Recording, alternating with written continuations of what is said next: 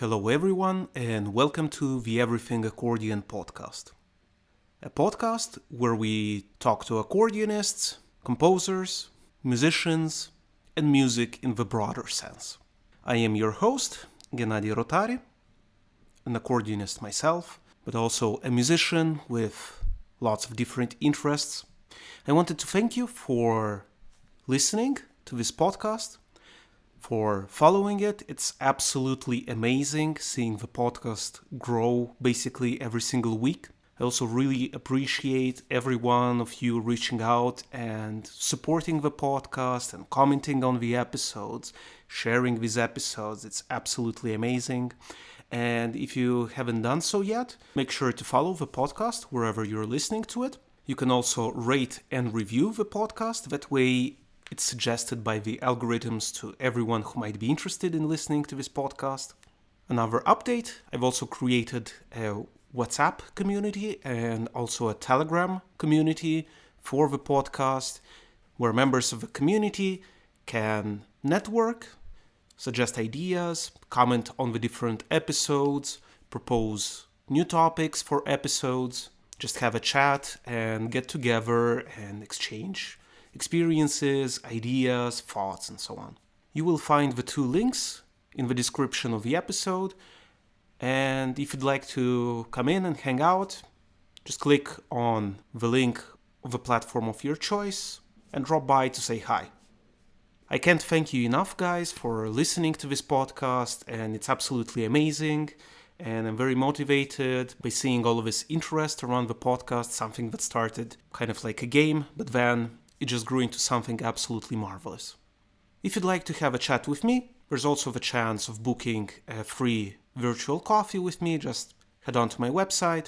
There's also the link in the description of this episode. Book a time slot and let's have a chat. If you'd like to support the podcast, you can also make a small monthly donation, and there's also a link for that in the description of the episode. So thank you again for making this such an incredible experience. And now let's dive into this new episode. Welcome to another episode of the Everything Accordion podcast.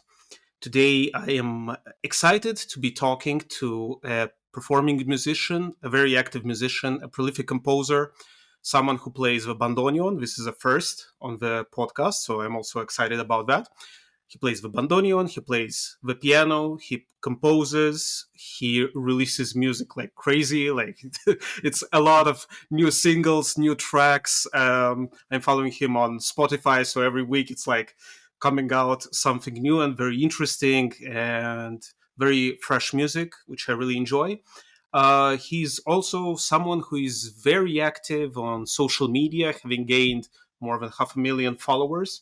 So I'm very excited to be talking to Claudio Constantini on the Everything Accordion podcast. Claudio, thank you for being here and thank you for taking the time. Thank you, Gennady.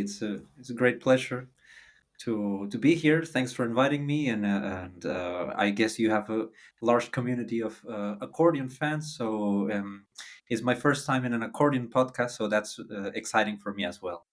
Great. Well, we accordionists are also open to learning from other instruments as a as you know, as a young instrument, in the larger classical music community, in the Yeah. music community as well.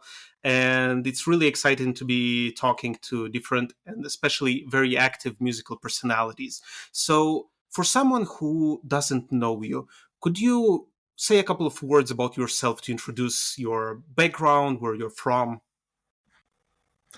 Sure. I'm from Peru. Originally, I was born in Lima, in Peru. I lived there until I was 18. I started seriously studying music when I was about 12, 13 years old. I started with the piano, and I wanted to become a classical pianist, a performer. It was always my wish to become a concert artist, and so I that was my goal. And I went to the conservatory. My father was a pianist; he was my teacher. My mother is a conductor. So I'm even if I started late in musical studies, I always had music in my background. So my parents were really active. They played lots of concerts in Peru. My mother conducted orchestras really frequently. So I was immersed in the music world. So I can say that I started studying at 12, but music has really been in my life since I was born. So it's hard to quantify really that when one begins musical education, because in this sense it actually began really early. Anyways, at 18 I moved to Finland. I went to Finland to keep on studying piano. I still didn't play bandoneon, but still back in Peru when I was a teenager, I found an album at home, an album from my parents of Astor Piazzolla. Astor Piazzolla is the most well-known bandoneon player and the most well-known composer for bandoneon in the world. And I fell in love with his music, and so I had a new dream. I wanted to also play bandoneon, but I didn't have the means to find a bandoneon and to get a bandoneon. And so many years later, when I was living in Finland, I was still studying piano. I decided to buy a bandoneon. I did whatever I could. I worked extra hours. I took loans, and I could get a bandoneon. They sent it to me from Argentina by post, and it was the first bandoneon I had ever seen in my life. And I started learning it on my own because there were no teachers where I lived. I'm self-taught with when it comes to bandoneon. I had a teacher for 1 year when I moved to Holland. When I finished my piano studies, my bachelor degree. I moved to Holland, to the Netherlands, to study a master's degree in Rotterdam. And in the conservatory, there was a bandoneon teacher. There happened to be a tango department. So I did lots of activities in the tango department as well, since I played the bandoneon. And I studied for a year with the Argentinian master bandoneonist, Victor Villena. I already could play the instrument, but of course, this year with him was really, really intensive, and I developed so much. And it was really the first time that I was learning didactically towards the instrument. You know, the technical stuff that I really didn't know about because I hadn't followed any method or I hadn't seen any other players play the bandoneon. And afterwards, I kept on just doing a career with both the piano and the bandoneon, mainly in classical music, but also all the time I tried to compose some of my own music, and it has become more and more relevant in the last years. And of course, I've done all sorts of projects in many different genres: Latin American music, jazz music, and all sorts of stuff. So I'm a really curious guy, and I'm really in follow my intuition when it comes to what I want to do. So I'm when I something gets into my head, I really delve deep into it, like with the bandoneon, or like with some musical genre or whatever. So that's a little bit of my background. hmm No, I mean, you need to be that kind of person. Otherwise, I tried a bit playing a bandoneon and without having diagrams. Maybe it's because I'm an accordionist, so kind of, the bellows is kind of familiar, but then Yeah, it's a completely different technique, completely different, like, disposition of the buttons and everything. yeah. So, I mean, it requires a lot of time, passion, and dedication. And I think this is one of those rare cases where it was love at first, well, let's not say sight, love at first hearing the, Yeah. the instrument. And yeah, I mean, having, you know, coming probably from a completely, again, different background, some, let's say, from the classical piano, which has a completely different direction also in sense of aesthetics. So kind of to merge a career of doing piano and bandoneon at the same time and then composing for the instrument. And he also released some interesting CDs with a bandoneon, like, for example, your CD dedicated to Bach's music, which Mhm. sounds really great on the bandoneon, the instrument being an organ in miniature, because probably you know a Yeah. bit more of the history of the instrument than me. Yeah, it was brought from Germany to Argentina as a small, like, surrogate, we can say, Mhm. substitute of an Yeah. organ. Um, yeah, so no, it's absolutely amazing. And do you ever feel that some instrument pulls you into a different way, or is it something that you kind of balance because you're also on tour as a concert pianist a lot? So, having this completely, maybe like the way I think about it, a completely different mindset, a completely different way of thinking about playing the two instruments. How do you combine the two? Do you feel that one kind of steals a bit more time and energy from the other? Not really. It's more a question of the repertoire. Some repertoire is really demanding for one instrument or the other. When I play piano, it tends to be really demanding repertoire because classical repertoire is very demanding. So I need to put in plenty of hours of practice and focusing and concentrating on for a long time, for a long period on the music to prepare it for the tour, for the recitals. With the bandoneon, it that only happens when it's a solo bandoneon recital with complicated music. For example, Bach, or for example, classical music, or some of my own music, which I play solo. But when I have to do a tour with an ensemble, for example, if I have to play Piazzolla's music or I have to play solo lines with an ensemble, it doesn't demand that much amount of preparation often. I mean, sometimes it does, of course, but it's more a matter of rehearsal with the group. So it's a different dynamic. With the piano, the music always tends to be quite complicated, and I need like more dedication to it. In terms of what the instrument brings out, there is a big difference because, of course, the piano is a much more percussive instrument in the sense that the sound fades away once you press a key. So once you press a key, the sound slowly decays. It never grows back again. But in the bandoneon, you can sustain a note just like in a violin, or just like with your voice when you sing, and you can make long lines, long legato lines, and this, of course, creates a whole new perspective, a whole new set of characteristics of how to conceptualize the music you're performing. So there are some pieces, especially Bach pieces, which I play on the piano, and I also play them in the bandoneon. Some preludes from the Well-Tempered Clavier or of Bach, for example, and the interpretation is not the same on both instruments. It's quite different actually, because the possibilities and the way of expressing is so different that it brings out like different sides of me. So when I picked up the bandoneon, I was maybe 21, 22 years old, and I started discovering musical aspects about myself in a way. So and that has of course been ongoing. So it's very interesting how learning a new technique with an instrument opens up new universes inside of you, perhaps in the same manner as a different craft. For example, if you would study and learn how to paint, or how to dance, or how to write poetry, then it also would inspire you, your same artistic creativity and personality, but mirrored in different ways. So that's what I found by playing two different instruments.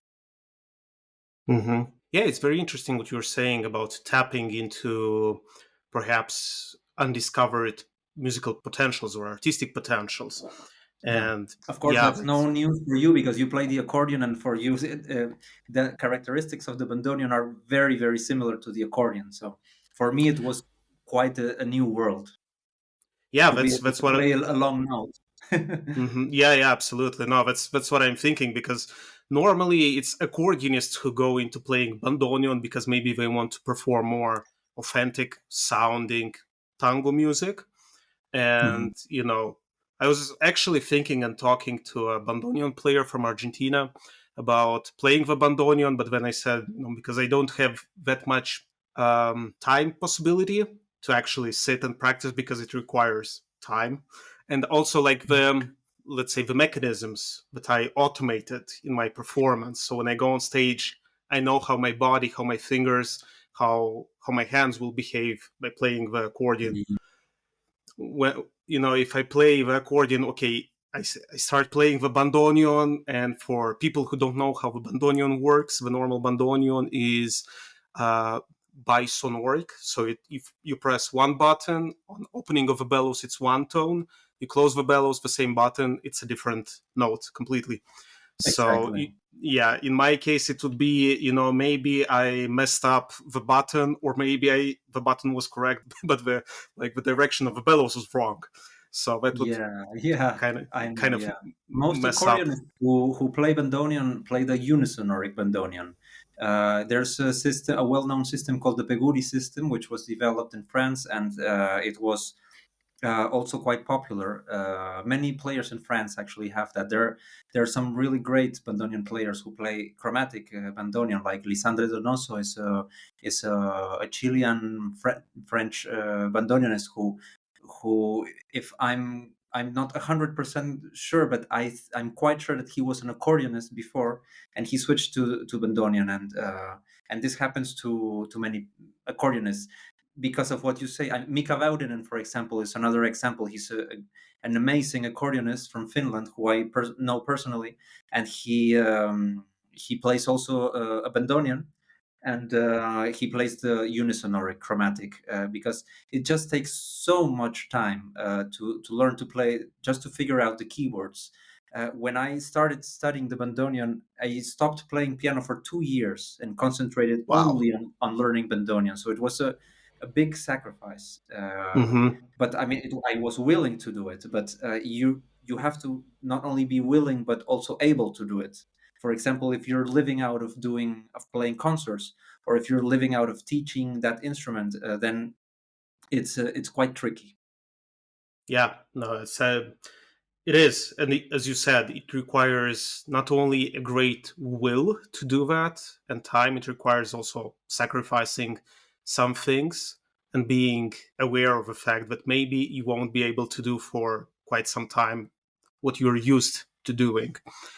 Yeah, Here, for example, in Austria and in Switzerland, where I teach, I'm also supposed to be teaching, because it's normal here to have accordion and steirische harmonica, which would be the Styrian diatonic harmonica that they mm, have in Austria, and also the Schweizer Örgeli, which is basically a diatonic harmonica, a Swiss diatonic harmonica that's only Switzerland. yeah, So again, it's getting to know the different systems, and until you have to kind of teach the basics, as an accordionist you can actually quite manage it.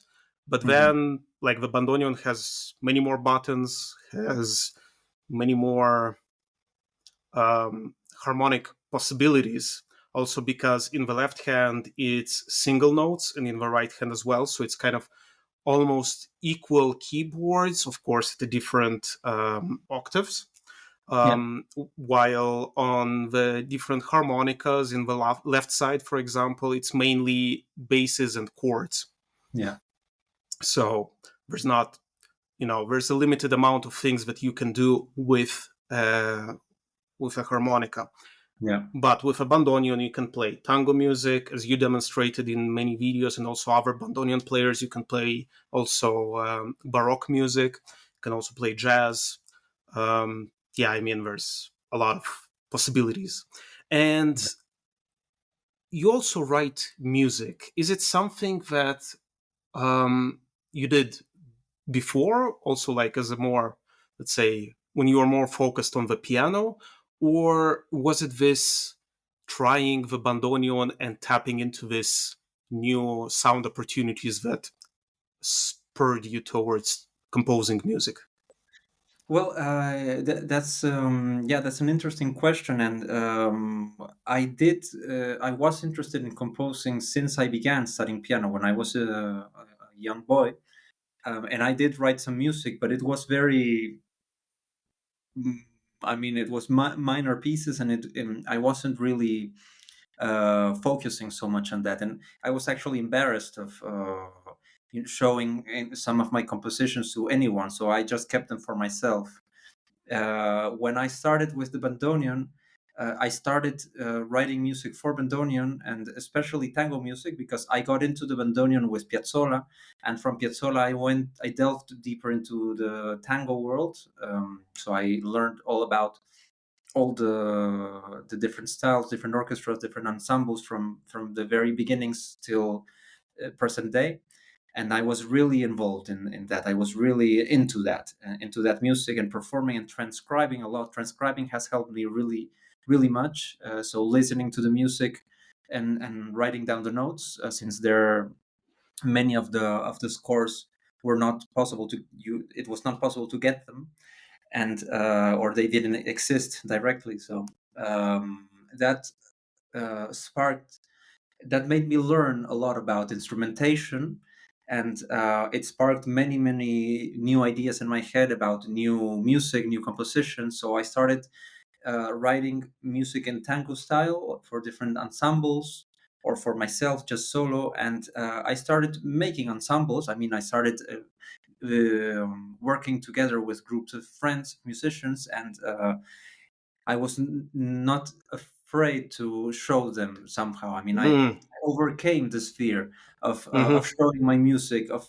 playing it for other people, and then I started just writing and performing music of my own till nowadays. Consistently. So the Bandoneon was kind of it made me, it helped me with the jump into becoming like an active composer. Mm-hmm. Yeah, also it's funny what you're saying about scores not being available. I know a lot of people who play like for various arrangements of tangos, and they're quite jealous of their arrangements because they say it's only we have the score, no one else has the score, or something Yeah. like that. And many don't want to share. They want to kind of have their own original version. Yeah. Yeah, yeah, no, It's it's true. Mhm. Yeah, yeah. No, but it's very interesting. I mean, I can relate a lot. I also wanted to study composition, but somehow, like, what I wrote was really very naive in a way, and like, I liked it, but yeah, I mean, it wasn't something. I remember I showed it to some composition teacher. He heard it and he kind of laughed that it reminded him of a hymn of something, and I was like, okay, Mhm. done. Like, my career as a composer closed. Yeah, I'll, it can be it can be quite harmful to show your music to someone who puts you down, because it's, I mean, of course, the first things you compose are probably not going to be great. You have, just like anything, you have to like continue developing the ideas and just writing and writing and writing lots of music. um, in the past For the past years, I've tried to write a piece every day if I can, and mm, or if I have to write a bigger piece, a longer piece, then every day I work on it. But I try to compose every day, just to be in the in the flow of it. mhm, And it's, I think it's the only way to really develop your ideas and see if you're actually, you have something. I mean, of course, everybody who would like to compose would have something to compose and that is unique, and there will always be an audience that will like it. There will always be an audience that doesn't like it as well, but you don't have to compose for them. You compose for yourself and for the people who like it. mhm. And going back to what you were saying about composing every day, it has to do a lot with, and you're right, it has to do with consistency. And it's actually really like, if you want to become the best version or to master something, it's all about being consistent and doing the work. I mean, we musicians know that, because if you want to be good at what you're doing, you need to be practicing each day a certain amount of hours. Mhm. Otherwise, you're either an amateur musician with a great love, and nothing against amateur musicians. I think it's great that somebody who does something else for a living does music every day, or every week. But if someone is really serious about something, that consistency beats everything. Who was it? Jerry Seinfeld, I think, that had this method of writing a joke each day, and he would have a calendar where he would like put an X every single day that he wrote the joke. And at one Uh-huh. point it got so long that it was annoying him not to skip a day. So he was writing jokes every single day to create material, to Yeah, improve.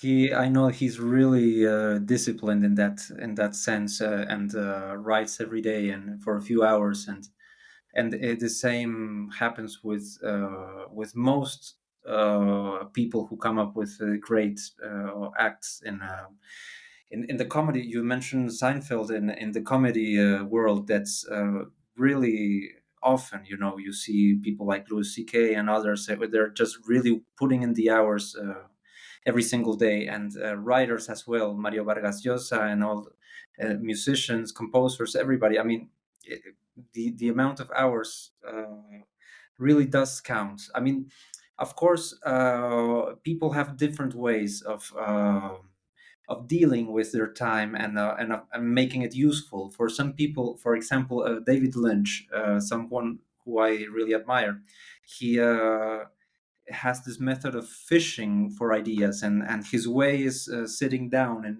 in a couch and just like thinking, just like being Mm, relaxed and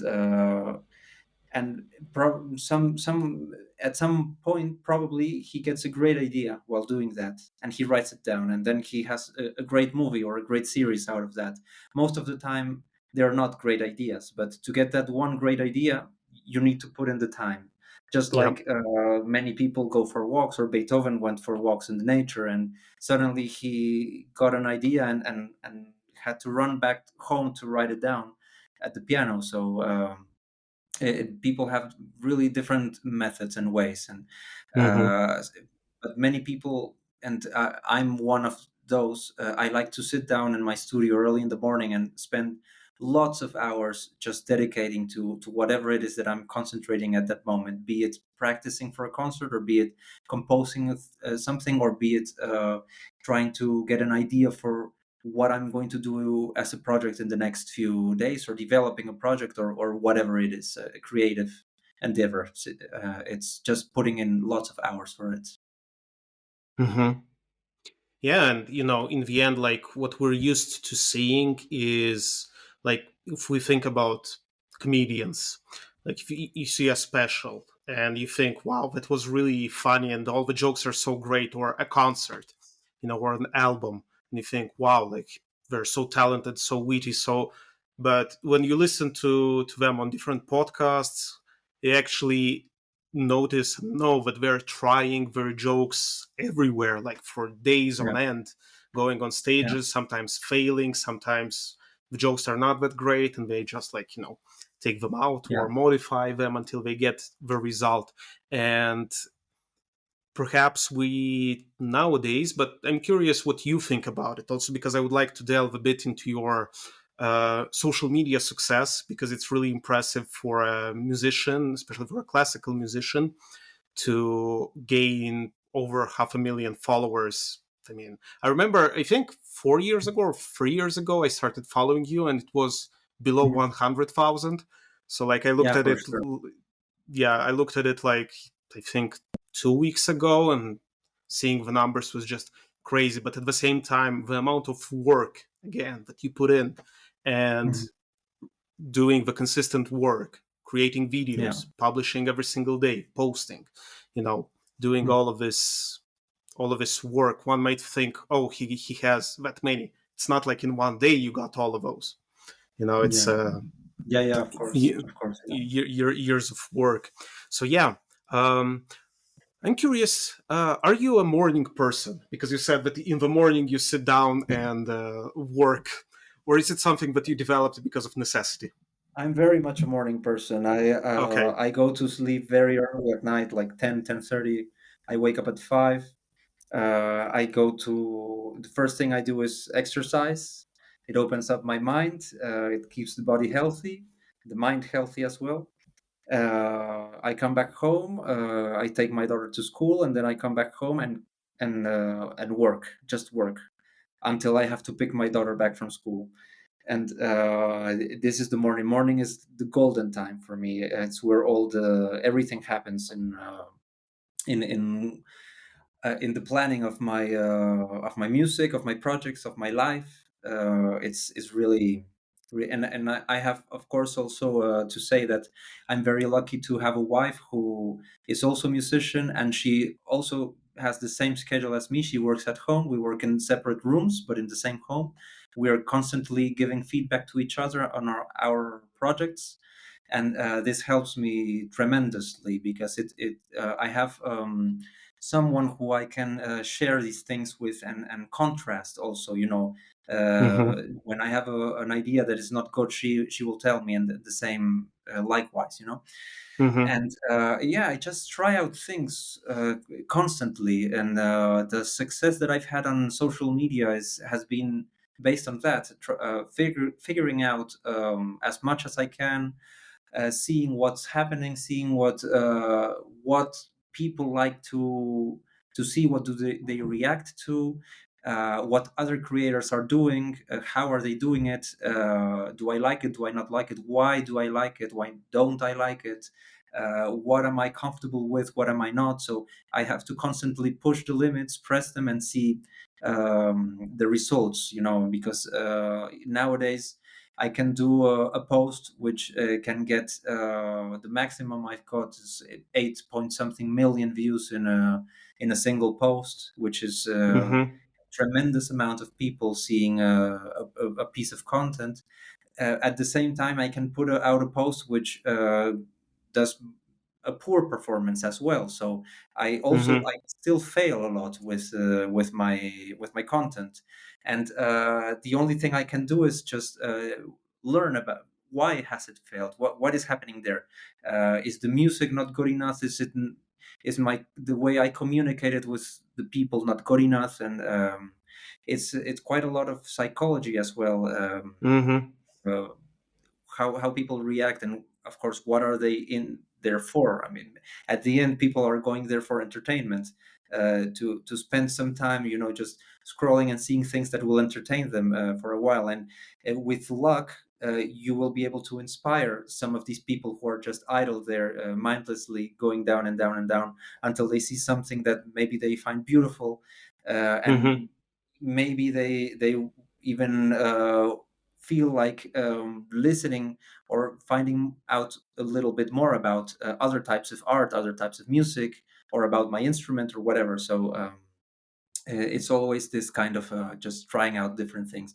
But that's really, really broad and really huge area, the social media, because I've been studying that for like really deeply for like a couple of years. And it's since then that I've really grown a lot in Mhm. social media. So yeah, I could spend many hours speaking about things of social media. Yeah. Mhm. Well, maybe we'll have you for a Career Friday episode where we can talk about social media and musicians. Um, yeah, I mean, it's. I remember. I think the first post I saw of you was you playing the bandoneon and the piano at the same time, and I think Hmm. you also mentioned some history behind that, like Uh-huh. who encouraged you. Could you share a bit about how this Yes, of type? course. Yeah. That was that's a nice story because I have a friend, Martin Alvarado. He's an Argentinian singer. I played many times with him while I lived in Finland because he used to tour in Finland many times. And he had a friend who he also played with, an organist and bandoneonist, Mikko Helenius, a genius guy. He's absolutely genius. I admire him tremendously, and he studied in Paris the bandoneon with Juan Jose Mosalini, who is one of the legends of the instrument. He sadly passed away last year. But Miko studied with him, and anyways, he went back to Finland and he started doing his projects there, and playing. And once I saw him playing with Martin in a concert, a live concert. I was in the audience, I was not playing, and suddenly he picked up the bandoneon while he was playing the piano. So he started playing the piano with one hand and the bandoneon with the other one, and it blew my mind. I had never seen it. Of course, I'd never seen Mhm. something like that before, because they're two such complicated instruments, and physically it seemed like so complicated. So many years later, I was playing with another friend of mine who's a great opera singer, Erwin Schrott, very big in Austria where you live. And well, Mhm. very big around the world. All over the world, yeah. Yeah, yeah. He's a huge opera star and an amazing musician, really, really amazing. And so I played with him quite often, and I told him this story. I told him about this, and he just, oh, wow, that's very interesting. And a few months later, we were playing in Budapest, in the Opera House in Budapest, and he told me, tonight you're going to play piano and bandoneon together with me for the first time. And I was like, what? Are you crazy? And he took me on stage and he made me do it, and I did it without ever trying it. But I did it for the very very first time in my life in the stage in the Budapest orchestra. I mean, in the Budapest Opera for thousands Mhm. of people live. So Wow. that was an Wow. amazing experience, and I saw that I could do it. So I started doing it a little bit more. Hmm. Yeah, Wow. No, that's crazy. It's like taking you and throwing you over the board, like swim. You know, yeah. it's Kind either of you like swim or you drown. I kind of had to do it to save my life, otherwise it Yeah, would yeah. be a public shame. Yeah, yeah. No, it's singers. I mean, what they come up with. Yeah. Yeah, no, that's crazy. That's a crazy story. But it's also very impressive, like to see also the logistics because again, like on the accordion at least I know that I have the straps and the instrument is very fixed on my body. Yeah. With a bandoneon, I mean it's quite tricky, I Yeah, believe. it's very tricky. Yeah. It's not fixed to the body. You have to somehow with the gravity make it like stay, and it's really uncomfortable, but yeah, just have to get used to it. Yeah, yeah, yeah. I mean it makes for a very good encore, you know. Exactly. It does. Yeah. As a It's very kind of effective show. as an encore. People Yes. people love it. Love to see it. Mm-hmm. Mm-hmm. Mm-hmm. Yeah, no, that's great. And something that I wanted to ask you about social media being so consistent. And again, being a musician, that's normal. But I believe there's something kind of like in composition. Some, well, most musicians, I think, kind of struggle with that. They're reluctant to put out content because maybe they overthink it, or maybe they think it's not good enough, or maybe they think, oh, what will my colleagues think? Yeah. Um, do you ever encounter this kind of overthinking uh, problem in your posting on social media and you're treating social media? And is there a process for you so that you kind of get over it? What is your mindset in that case? It's always trying to find the balance between all these things because they're constantly there. Mm-hmm.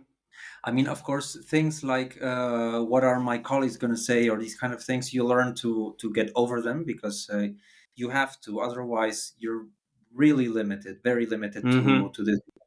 Um, the mindset is what will. Make you go towards one direction or another. So, what are you focusing on? What do you want to get out of it? Is Mm-hmm. the first thing that you should try to clarify for yourself for whatever Mm-hmm. you do. I mean, if you want to play an instrument, what do you want to get out of it? If you want to learn whatever or do whatever in your life, whatever choice decision that you make, what do you want to get out of it? So if you want to go delve into social media and post and show yourself to the world, because you're exposing yourself, even if you don't show everything from yourself, you're still showing some of yourself to the world. And what is it that you want to get out of it? So once you have that clear, you I think you have to just go with that mindset on, and forget or try to avoid all the barriers that your mind can put to you, like what are your colleagues going to say? But the question that I ask is, are you making that content for your colleagues? Because if you are doing Mm. content for your colleagues, then you're doing it for like 20, 30, 40 people, 100 people at the most, Sure. not for Yeah. 500,000 or for 1 million, because you don't have Mm. 1 million colleagues. So what Mm-hmm. is it that you for whom are you making the content? Who do you want to entertain? Who do you want to inspire? I mean, Mm-hmm. maybe your colleagues can be inspired by what you do, but mostly they will get their inspiration from their own sources. You don't Mm-hmm. need to perform music for them. You When Mm-hmm. you play a concert, who are you playing the concert for?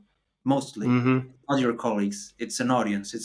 It's an audience of people that some of them might know some music, some of them might be in a concert for the first time in their lives. So you have to Mm. get through to all of them. And as a musician, and that's one of the main things of all art, is to communicate your inner self or your ideas or the nature or your perspective of life to other people, and perhaps some inspire something in them, or gain some connection with them.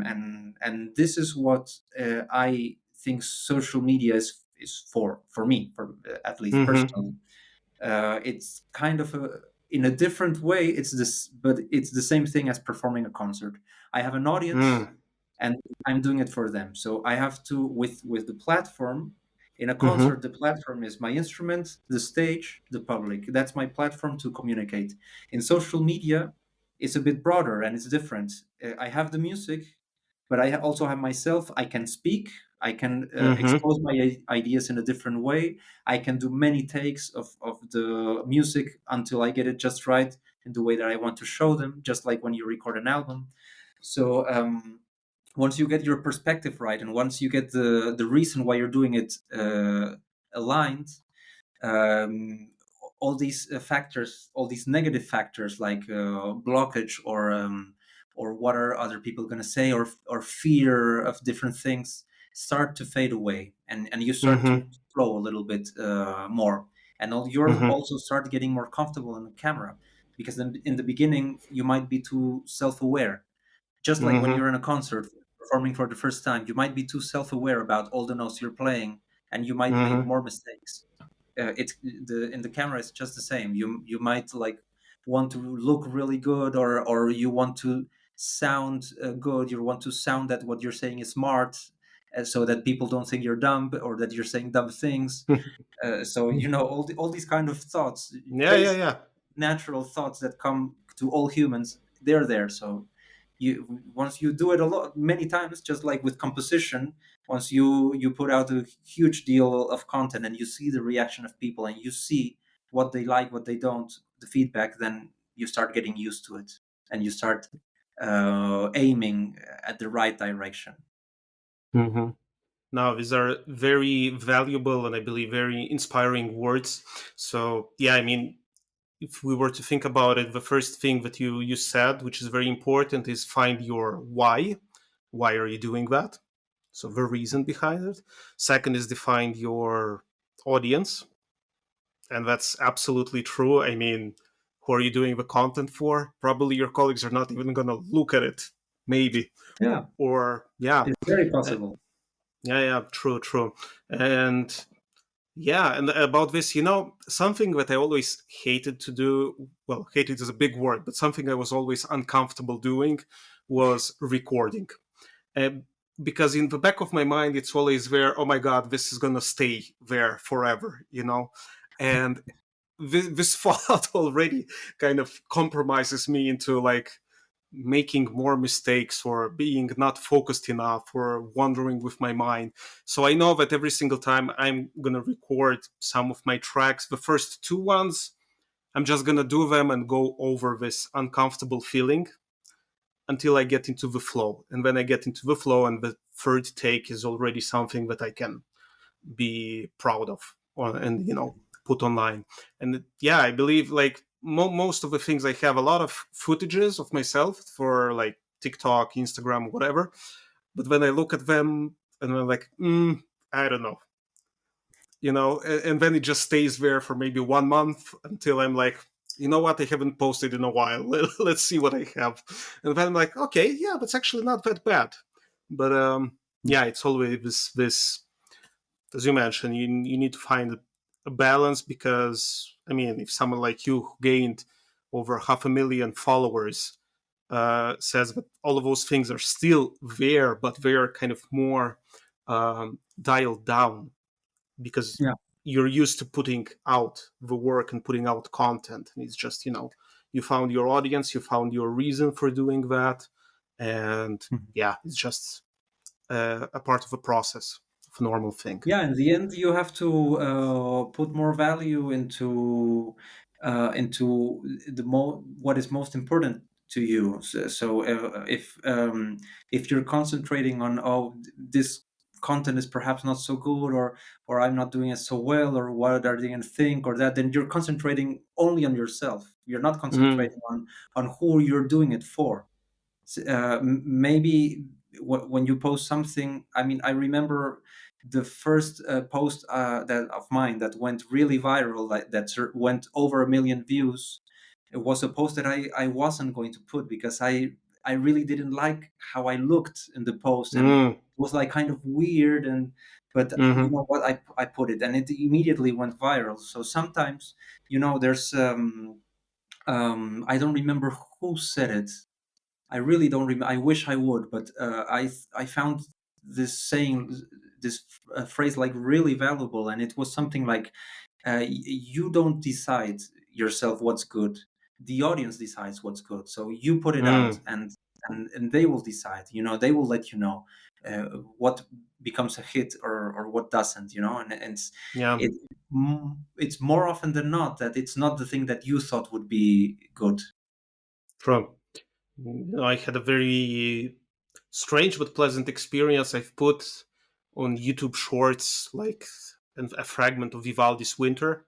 They played many Hmm. years ago, and I kind of never thought much about it. It had like 2,000 views maybe.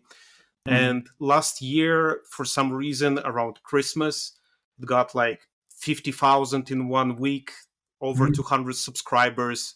I was like, Wow. yeah, I was like, okay, that's very weird because it was there for like 2 years, not getting Yeah. much attention, and then it just, for some reason, just happened. So Yeah, it's the also magic of the algorithm. It can show stuff from really old stuff, and then suddenly it blows up. yeah, yeah, no, it's weird, but I guess as you're saying, you just need to put it out there, and either the algorithm or luck or audience or whatever, Yeah, whatever the reason, it will decide like what will yeah. be I viewed. mean, being honest, it's most likely that the content you put won't be viral. It's you. That's the. I mean, you have more odds that it won't be viral. It will just be normal, or it will even be a flop. That's normal. Viral is an exception. But to get that one viral thing, you really need to put out lots of content. True. I mean, of course, you can be lucky, and the first video you put can be a huge viral hit, but that's really the exception. It almost never happens. Usually, you have to put out lots of content and learn, and continue, and be constant, just like anything. Hmm. Yeah, and I think you're a great example of that with social media. Also, for example, releasing music, because also there, I think I saw one of your, I think it was on Instagram stories, but you said that you have a release each week for the upcoming weeks. I don't know how many Yeah. weeks, but it's just like, Yeah. I've got till the first week of August. I've got a release. Every Friday, and some of them are singles, and some are EPs, really long ones. mm-hmm, So I've got plenty of recorded music. I mean, I spend so much time writing music, and recording music, and also recording music of others. mm-hmm, Some of the releases in July are going to be music by Bach again, and mm-hmm. I'm really excited for those. I'm not going to say what it is, so because I don't want to give too much No, details too no, we soon. want a surprise. Yeah, it's nice that you have the surprise. And but yeah, I try to put as much music out as I can as well, because I mean, I've got much more music stored in my computer than what I can release, because there's only like Mm, uh, a small amount of weeks per year, like, yeah, yeah. remember how many, 50 something. And so that's the maximum I can put out, because I don't want to put a song every single day. I put one every week. So Mm-hmm. Yeah, yeah. And also it allows you to stay consistent, even if you're like, for whatever reason you're not writing music, it's still there and you have it. And I'm curious if I may ask you, like, do you use it as well, use maybe is not the right word, but for you releasing music, is it a need, a form of your artistic need, or do you also see it as something to showcase your work and put yourself out there as a performing musician to be seen and heard, or is it both?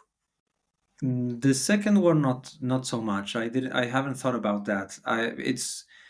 It's a way of being active. It's what I like to do, basically. Mm-hmm. I like to do that. Mm-hmm. There's also a thing about the algorithm in Spotify that since I have lots of music, and some music of mine has performed really well on Spotify. It has got many millions of streams. So the algorithm in Spotify also favors that, and every time I Mm. release a song or a piece, it shows it to a great deal of people, a great amount of people. Mm-hmm. So and also new people, because Spotify also has the discovery mode, so it shows it to new people, and that's also a way of reaching more people. Mm-hmm. So Mm-hmm. it's basically a matter of reaching as many people as possible. And that's one of like my main principles, reaching as many people as possible with this music, because Mm-hmm. it's something I really think is very valuable for people to familiarize themselves with this means of expression, with classical music. And at the same time I like to put in my own music as well, so Sure. I Mm-hmm. want the most amount of people to listen to it. That's why I do it. Mm-hmm. Yeah, it's a world stage, as you mentioned. Yeah, The physical, it's a concert stage with yeah. a limited amount of people, and there you're free to roam the globe as much as you want. Yeah. This Yeah. it's amazing. I mean, the internet era is really amazing. When you use the good side of it, Yeah. I mean, it's really really amazing. I'm so happy that I live in this era where I can do this, and Mm-hmm. not to take away from live concerts, because it's a completely different thing. A live concert, you might play for 2,000, people, 50 people. I mean, it can be a small Mm-hmm. audience as well, and it's just a completely different sort of experience, Yeah. like a one of a kind, never going to be repeated again moment, Mm-hmm. Yeah. Yeah, absolutely. And I'm very aware of your time, and I want to steal your time from your sleep, because tomorrow you probably need to wake up at 5. I wanted to ask you a couple of more things. Where can people find you? Where can people find your music, your works? I saw that you also on your website. There's a lot of information about you, and there's also sheet music of Yeah. your compositions and arrangements. So yeah, where can people find you? Well, of course, in social media, Instagram is my largest channel. Um,